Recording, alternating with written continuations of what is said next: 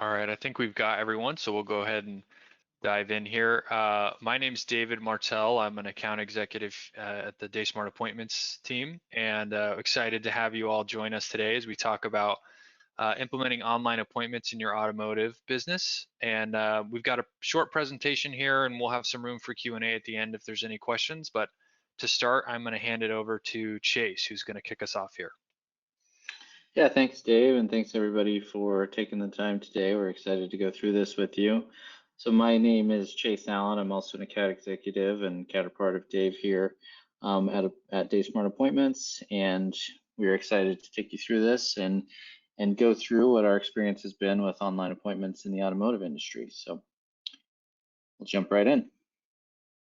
So our agenda for today, we just want to go through just a little background about who we are, obviously how our solution works, why we feel it works, and some of the benefits of it.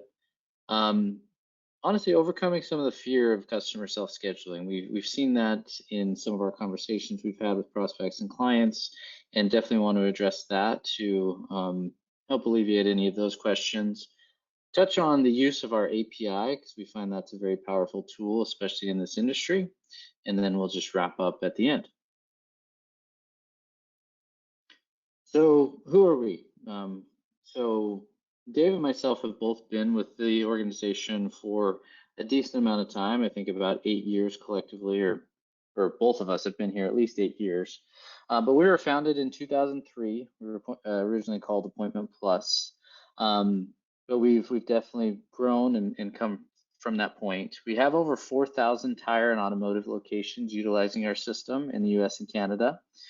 And we serve both large and small businesses. So you think of those 4,000 clients, some organizations have multiple locations that they use us across, and our system can definitely accommodate with that. So those are more of our larger enterprise clients that work with us. But we also manage our small businesses as well. So your mom and pop shops that might have just one location, not doing quite as high a volume, but we feel like we can help service both sizes of organizations and help out anybody that really needs scheduling in the automotive industry. We have a US-based support and development team. A lot of them are based here in Scottsdale, Arizona, where Dave and I are both based out of, but we have a team also in Ann Arbor, Michigan as well, where some of our employees are. And then we take pride in our reviews and our customer satisfaction. We currently have 4.1 stars on Capterra, but we're definitely trying to always improve and grow on those numbers and get higher, closer to 5. So we feel like we have good feedback from our customers there.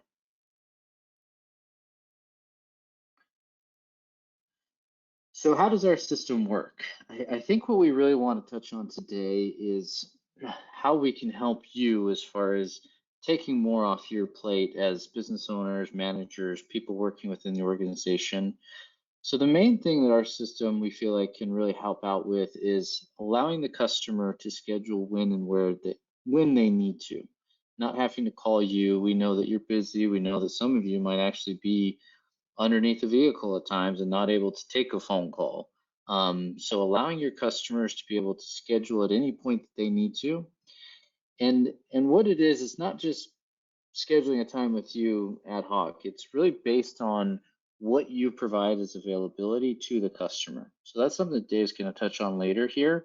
But we don't want you to come under the assumption that, hey, these people are just going to bombard me with appointments. It's actually fitting into what you actually make available and what times that you already have preset, and then taking into account what appointments you already have booked too. So they're just filling in those available times, but really making it easy for the customer to go through, follow something on your website, click, make a few clicks there, and then book an appointment and get on the schedule with you.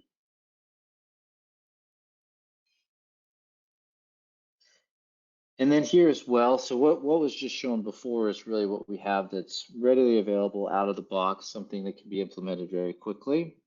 What you see here is a more advanced implementation where something that's used through our API to create a more in-depth experience. And you can see here, this can actually be more tied into the website, not something that takes away. But we have several clients in the industry that do this, where they've made more of a custom interface through using our API to have a better experience for the customer booking. All right, thanks, Chase. To pick up where he left off, we're still going to talk a little bit about how this works. And really the first part that we see is we know when you're implementing online scheduling, if you haven't done it in the past, the first step is capturing what's already going on in your business within our system. So basically creating that structure of those schedules and slotting appointments in. You may be coming from pen and paper. There may not be a ton of structure around, when people are coming in. Clients probably aren't getting automated emails reminding them of their appointments or thanking them for their visit. So the first step is kind of what you see on the left side of the screen here, Bay 1 and Bay 2. Now your organization may have one bay, you may have 20, but the first step is to document, what can happen in these bays and to get that schedule created. And then you can start slotting appointments in it. And then as you move over across, we've captured some other use cases that a lot of our automotive clients use us for. One of those being mobile scheduling, and then the last one being something that Chase touched on, online appointments. And so we'll dig into that, both of those a little bit more here in the future. So again, these first two on the left, these are really intended for call-ins and walk-ins. That's how your business flows today. Schedule for mobile service and one schedule for online bookings. Now I do want to call out um, what we've done with this online booking schedule. We do this with a lot of our clients in the automotive industry and elsewhere, is if let's say you're currently working today, you're not accepting online appointments, but you want to start doing that, and you're not quite sure how to do it without, opening the floodgates and having people just kind of bombard you with requests. So what we've done here, if you look at the schedule for online appointments compared to the schedule for Bay 2, you'll see that the start times are offset. So Bay 2 has start times every hour on the half hour, but the online appointments has start times every hour on the hour. And now this business, before they started doing this, had all that availability in Bay 2, and we just carved half of it out, put it on the online schedule. And what we've done is we have set up the online appointments. There's a buffer there. So those customers that are booking online in this particular case can't schedule same day appointments. They can only schedule a day out or farther. And so that gives the business some breathing room. They can observe what's happening, what's being booked online. If they need to contact that customer to confirm that appointment or get some more information, they can do that. And then they can also, in this case, as you see here, the day of, if there's availability on that online schedule still where spots hadn't been booked, they can still schedule walk-ins and call-ins into that space. So again, just kind of creating that structure to make sure you have the breathing room, you're not overwhelmed, but you're still able to capture that new business. So again, this is just kind of the model that we use when we're working with folks that haven't used online scheduling before. So the first step is to define the existing structure. So we're not reinventing the wheel. We're just putting in our system what's already going on in your business today. And we create the schedules based on staffing and resources. So, how many techs do you have? How many bays do you have? Is there special equipment that you need to use? Do you have a lift in one bay? Do you have a pit in another? We just need to capture that information, and that'll determine where those services can go. So can they go in, you don't want to put an oil change in a tire bay if you don't need to, if you can get more tires through. And then we'll segment those services based on how long it takes to complete. So in this example that we're looking at here, pretty much all these services take up 30 minutes, but that might not be the case for you. You may have longer services. So we may need to put those in special time slots within those bays. So as you implement this system and you start to put your services and appointments into a scheduler, one of the key things that comes out of it is data. So a lot of times our customers, when they come to us, a lot of times they don't know how many appointments they're doing in a month. They don't know the average time that it takes to complete an appointment. They don't have those trends. They don't know what techs are servicing vehicles faster than others. They may have kind of gut feelings or anecdotes, but they don't have the data. So as you start to implement, you get access to that data, which helps you make decisions for the business. So some of those the decisions that the data can help you make are, can we adjust these schedules a little bit more? Can we get more out of what we already have? Do we have bandwidth to try something new to drive some more revenue?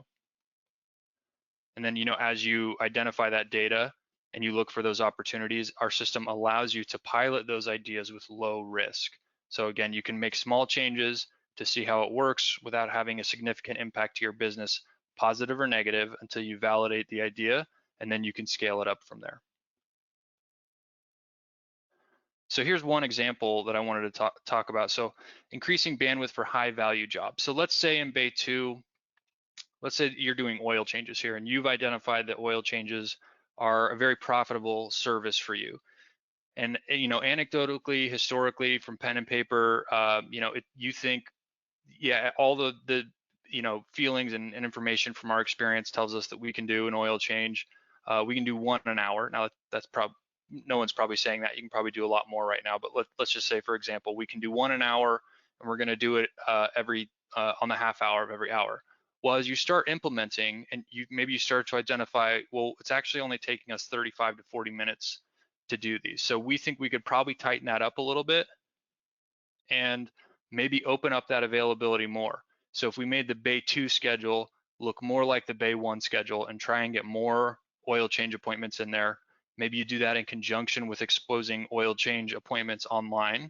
So you can, make posts on social media, try and drive some additional business. And just right here in this image, we have, even with the open spots that don't have an appointment in them, we have a 60% increase in the number of appointments, which obviously translates to more revenue. And then again, with that data, let's say you've identified you have, if you want to, take a gamble and, maybe try a mobile scheduling arm of your business, or if you've decided that you want to start exposing certain services to the public to schedule online and you want to kind of ramp up your marketing, you can expose those opportunities through the data and implement them in a controlled environment. And then ultimately, you can sell packages to increase your customer loyalty. If you're not already doing that today, I highly recommend selling an oil change package, collect that revenue up front, and then you're going to drive that repeat customer visit to you. And I think, Chase, I'll kick it back over to you here.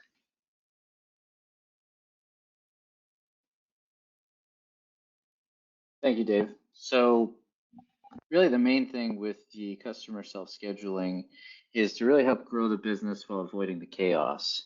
So we don't want to add more onto your plate, make this more convoluted than it needs to be, or add that stress of where are these people coming from, where are they going to book into.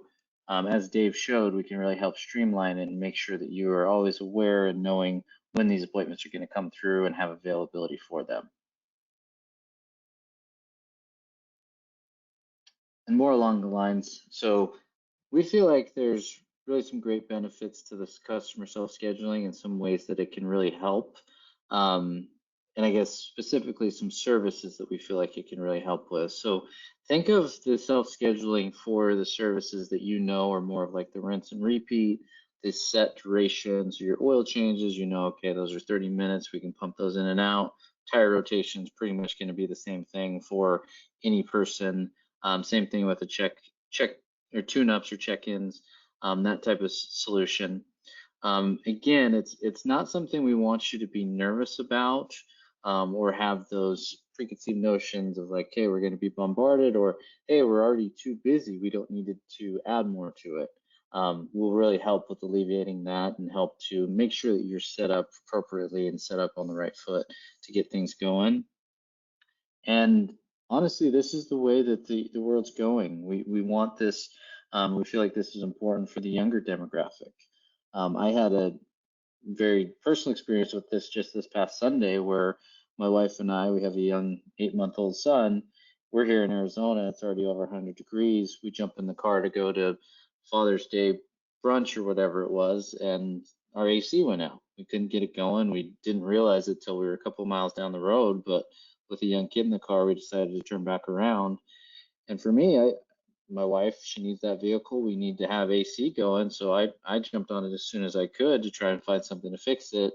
I was able to jump online that day on Sunday on Father's Day and book something for the following day. So I personally was very appreciative of that, where I could find that appointment. I knew of the availability. I could get in as soon as possible.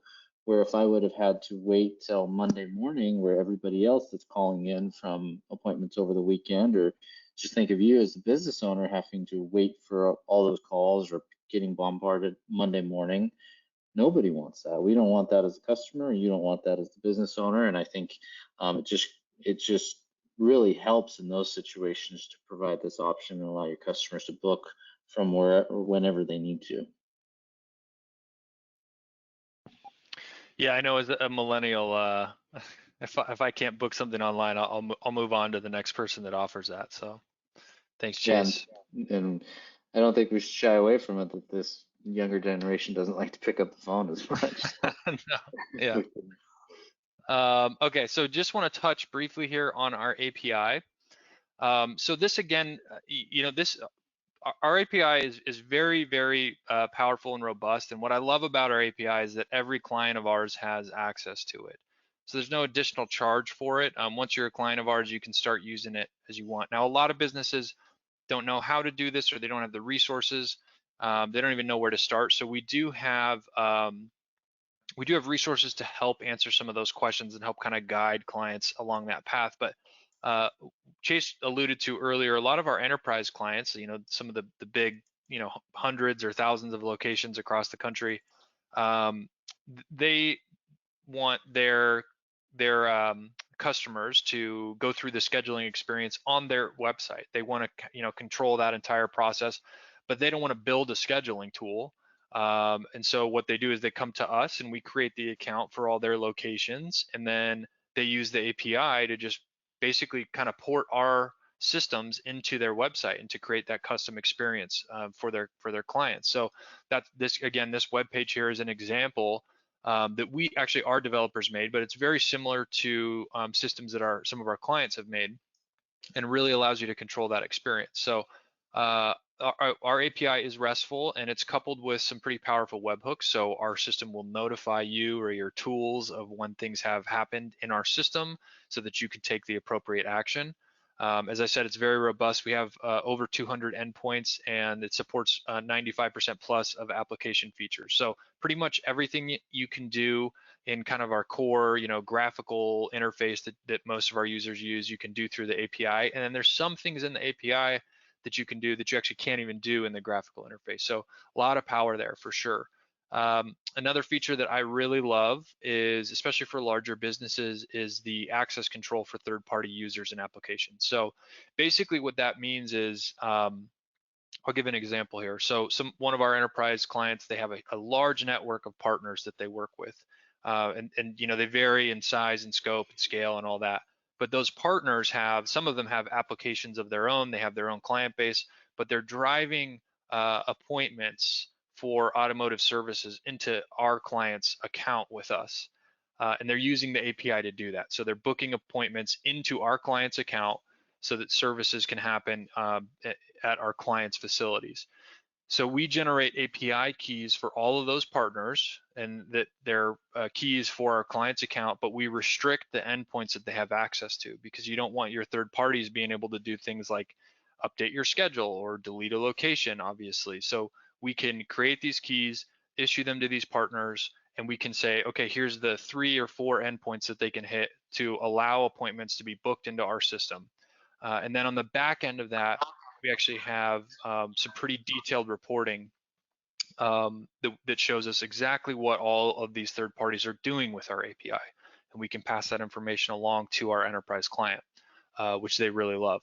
So that's one example. Another one that's, I think, very specific to this use case, obviously, is tire rack. We have clients that at, like most automotive, tire shops, they're listed on the tire rack site as installers that tire purchases can be shipped to for install.